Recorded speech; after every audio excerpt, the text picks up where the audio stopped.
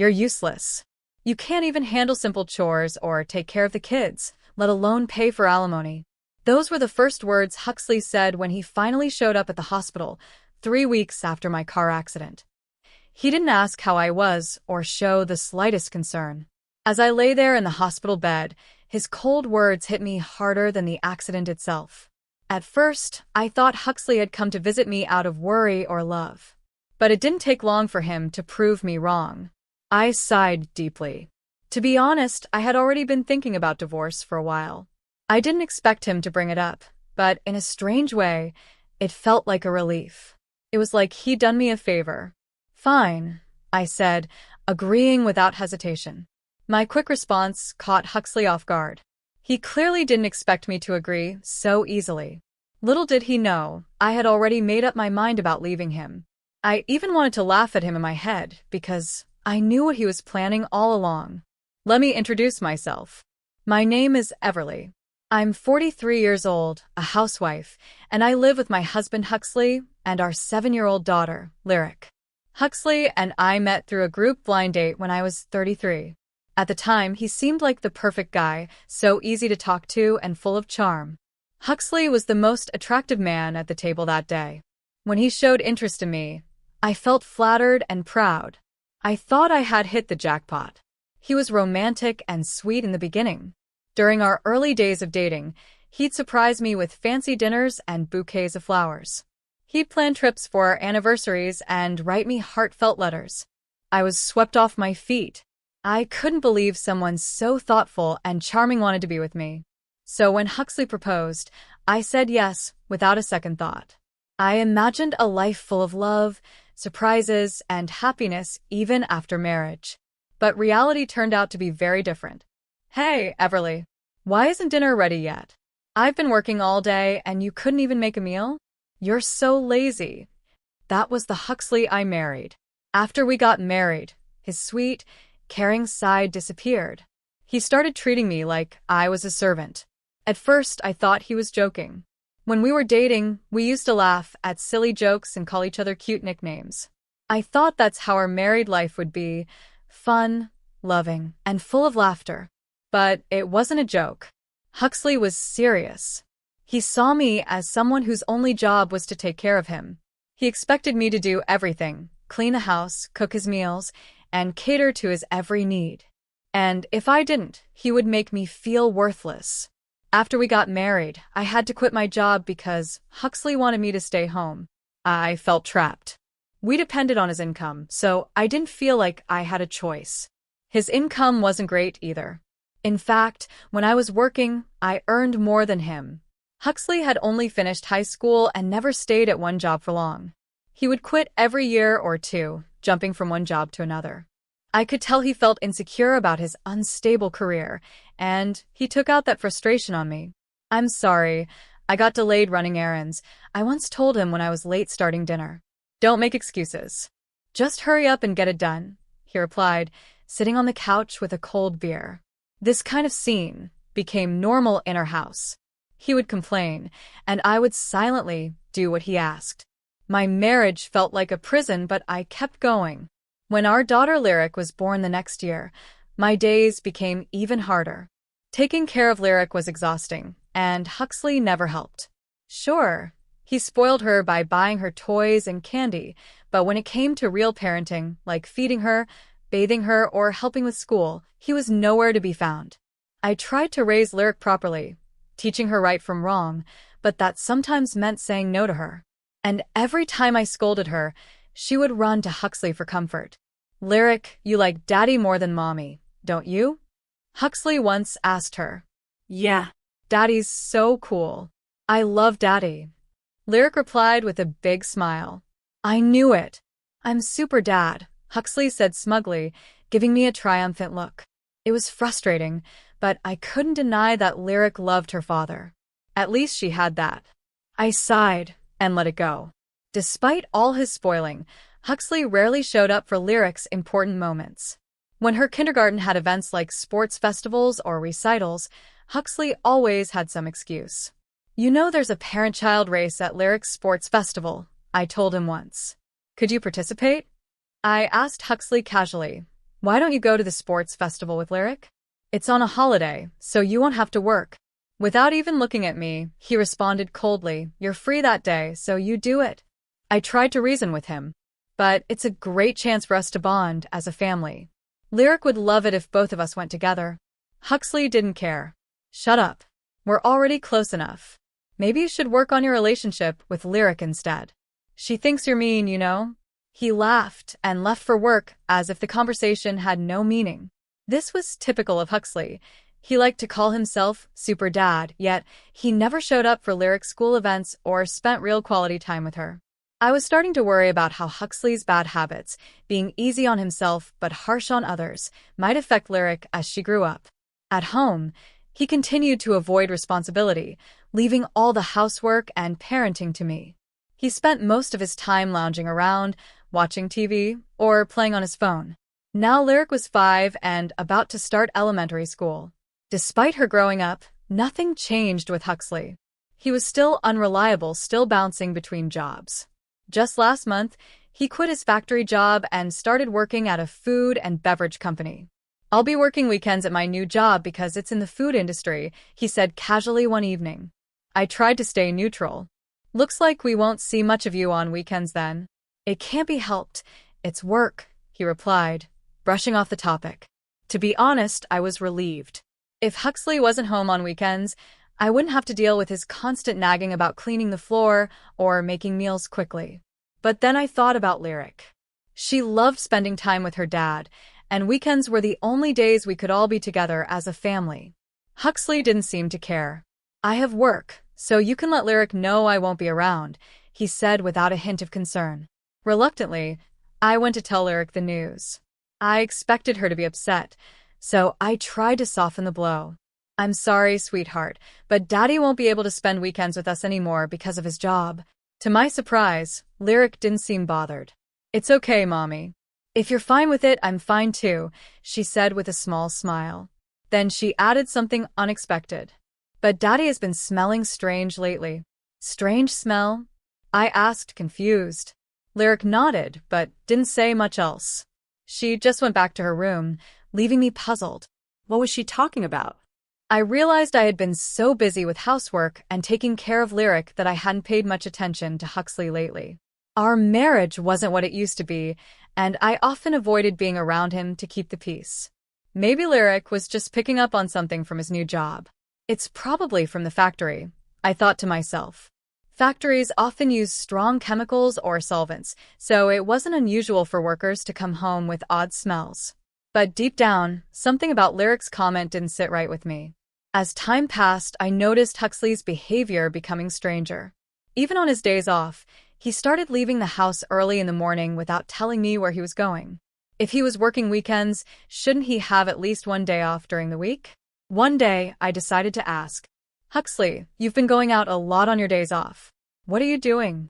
He looked caught off guard for a moment, then answered in an annoyed tone, scratching his head. I'm working. I go involuntarily. Really? You should be careful. If you overwork yourself, your body won't hold up, I replied, trying to sound concerned. But Huxley snapped back. Shut up. Stop complaining about my job. His anger caught me off guard. Why was he so defensive? Huxley never showed this much dedication to work before.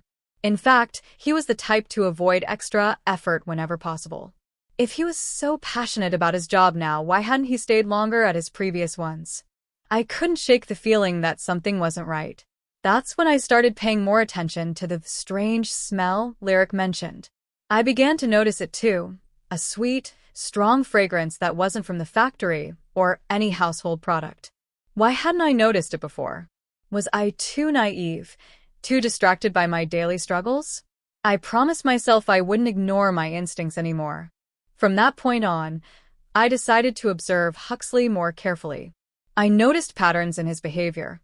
On certain weekdays, he woke up an hour earlier than usual. He took extra care grooming himself, shaving neatly, styling his hair, and even wearing cologne. On those mornings, he seemed unusually cheerful. It didn't happen every day, but it was consistent enough for me to take notice. Some weeks it was a Monday, other weeks a Thursday. But on these special days, Huxley left the house in a noticeably good mood.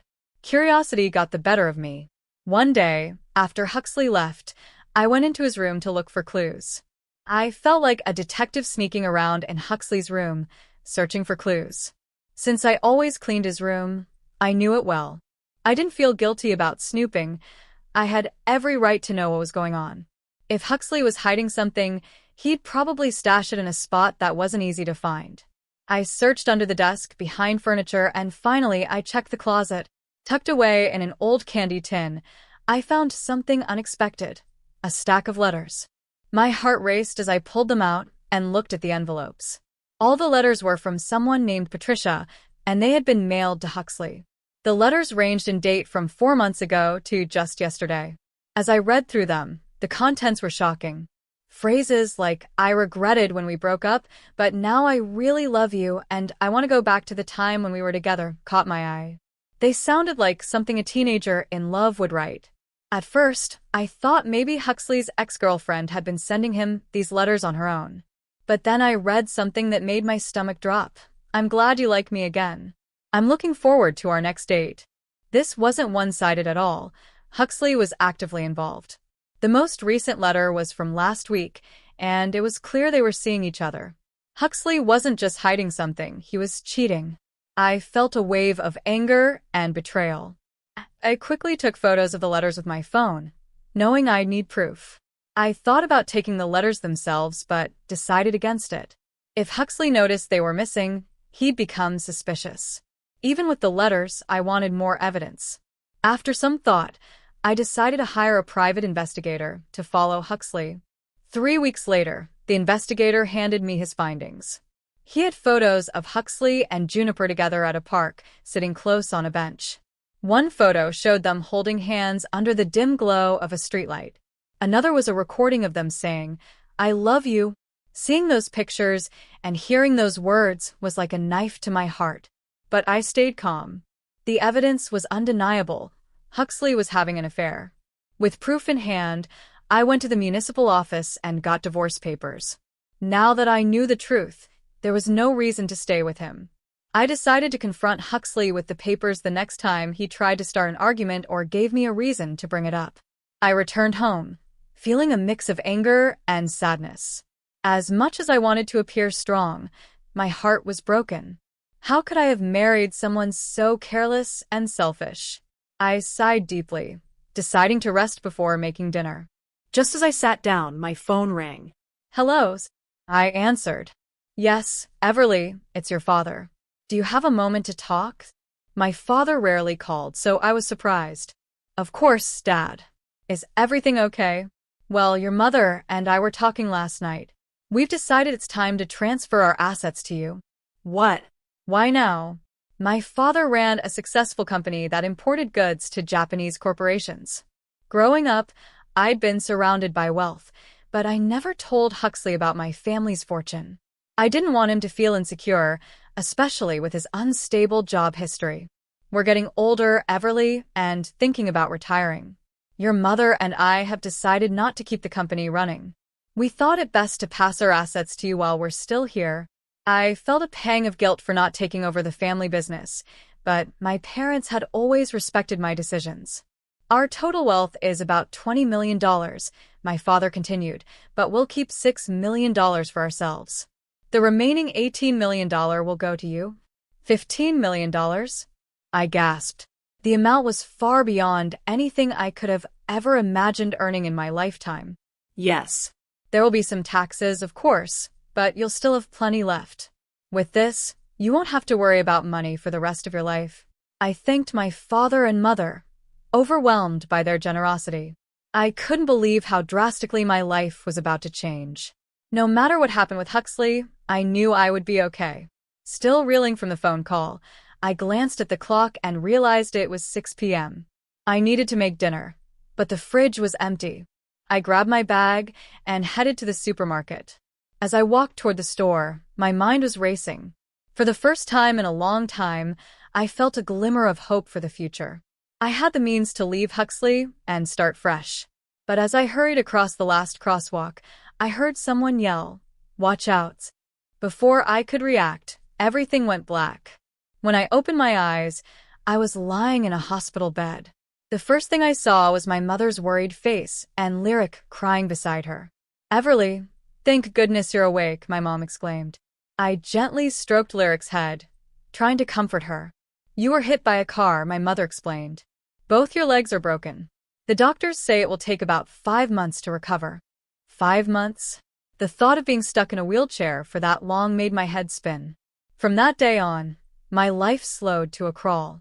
While the nurses took care of me in the hospital, I couldn't help but feel frustrated and helpless. My parents took over caring for Lyric, which I was grateful for. Huxley, of course, was absent as usual, claiming he was too busy with work. I knew one thing for sure. As soon as I recovered, I'd make a fresh start. With or without Huxley, I was determined to rebuild my life. I was glad my parents and friends visited me at the hospital, but Huxley never showed up. As the days went by, I started to doubt if he cared about me at all. Aren't we husband and wife? Shouldn't he be here for me? I thought to myself. Finally, a week after my hospitalization, Huxley walked into my room. "Hey, feeling good?" he asked, his tone dripping with sarcasm. I tried to keep things light. "Yes, but I hear it's a mess at home without me." Instead of showing empathy, Huxley launched into complaints about how difficult things were for him. I sighed deeply. I had hoped he'd come out of concern, but he was as cold and selfish as ever. "What can I do?" "I was in a car accident," I snapped, hoping he'd understand my frustration. Huxley looked at me with disdain. "You're useless if you can't handle housework or take care of Lyric." "That's the worst," he said. Then he added, "You should be paying me alimony." Hearing those cruel words from my own husband while I lay in a hospital bed was unbearable. I had held out a tiny hope that Huxley might care about me, but this visit crushed it.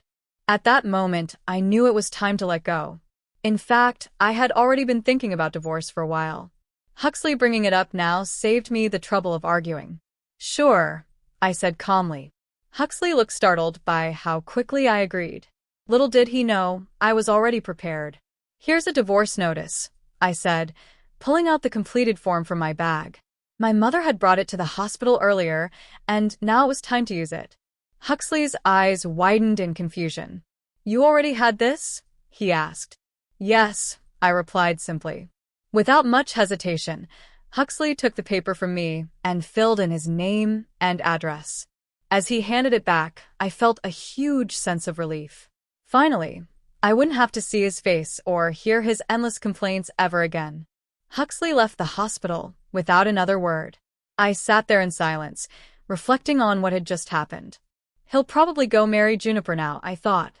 I didn't know much about her, but it was sad to imagine anyone ending up with someone as controlling and unpleasant as Huxley. I felt guilty about Lyric, but I had been thinking about leaving Huxley for a long time.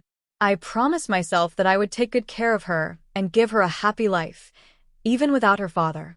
A month after Huxley left, my life felt peaceful. The quiet in the house was heavenly. There was no nagging, no complaints, and no tension.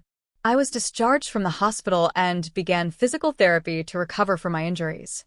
Until my legs healed, I stayed with my parents.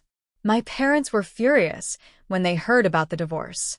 They couldn't believe how Huxley had treated me, especially after learning about the affair. But they eventually let it go when I told them I just wanted to move on and forget about him. Lyric seemed happy too. She adjusted quickly to life without her father. She started elementary school with a big smile on her face. It was clear that even she had noticed Huxley's controlling behavior and no longer saw him as a loving father. I was convinced I had made the right decision. But one afternoon, my phone rang, interrupting the calm I had finally found. I looked at the screen and saw Huxley's name. I ignored the call, but it kept ringing. Finally, I answered, more out of annoyance than curiosity. "Hello," I said curtly. "Hey, Everly, when are you coming back?" Huxley's voice was demanding and filled with frustration. "What do you mean, coming back? Aren't you married to Juniper now?" I replied, confused by his question. There was a pause. Then Huxley stammered, "How do you know that? Did you really think I wouldn't find out?"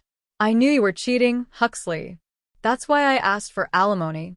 Huxley's tone turned defensive. Yes, I cheated. But I can't pay alimony or child support. Why should I have to pay? You're the one who never did the housework properly. You should be paying me. I was stunned. What are you even saying, Huxley?